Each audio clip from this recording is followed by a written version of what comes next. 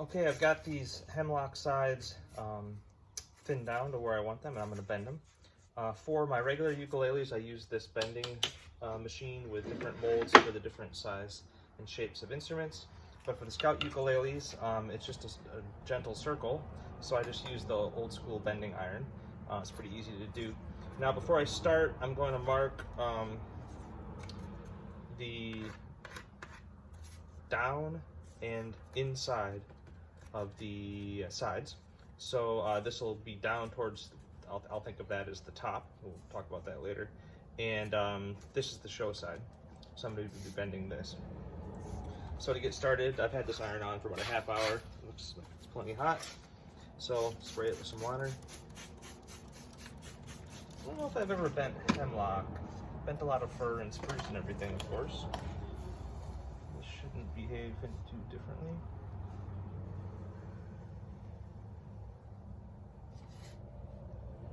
This is just like a touch thing. Oh, excuse the noise. I've got the windows open. It's 100 degrees today.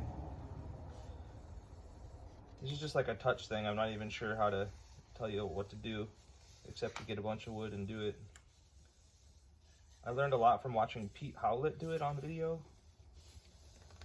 And I gotta tell you, the first 20 instruments or so, I used my wife's curling iron to do this. It didn't really work very well, and she was mad I ruined a curling iron. But when I first got started, I didn't have the money to buy a bending iron. My second bending iron I used so much I completely burned it out. Tried to replace the interiors and it still didn't work, so I just got a new one recently. I think I got my money's worth, so. And I'll check it on here. Need to do a little at the edges, the ends. Ooh, careful, I started to hear that it wanted to crack. Let's get some more water in there. Some people just dry bend, that's fine. I like to use water.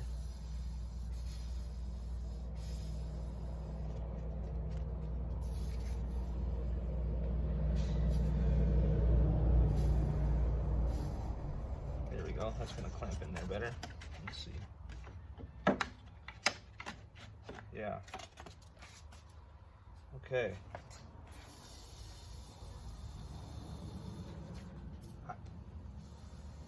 Big surprise, it's hot.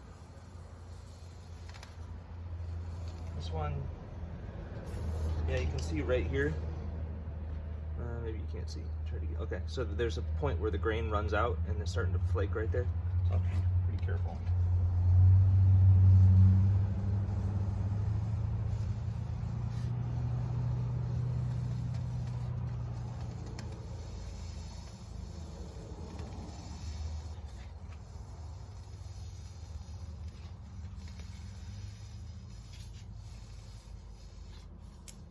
There's another place where it wants to flake. That's due to grain run out. Be careful there again. This smells good. Not quite like a Christmas tree, but close.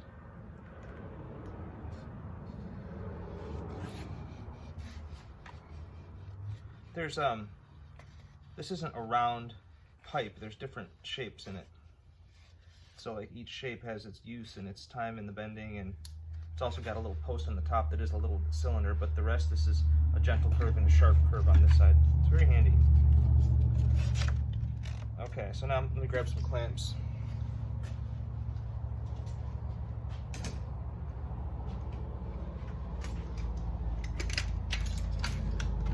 Oh, by the way, I burned myself on this iron last week. It's not good. I never burned myself like that on here.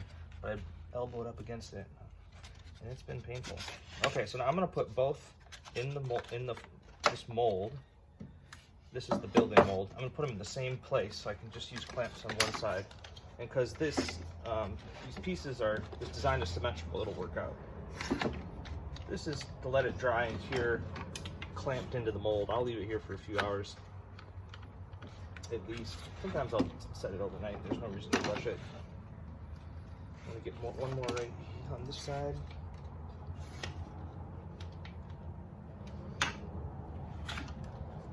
So it's pretty close. Looks like a circle. I'll turn this off. Now we'll let this sit and we'll get some blocks and linings in it tomorrow.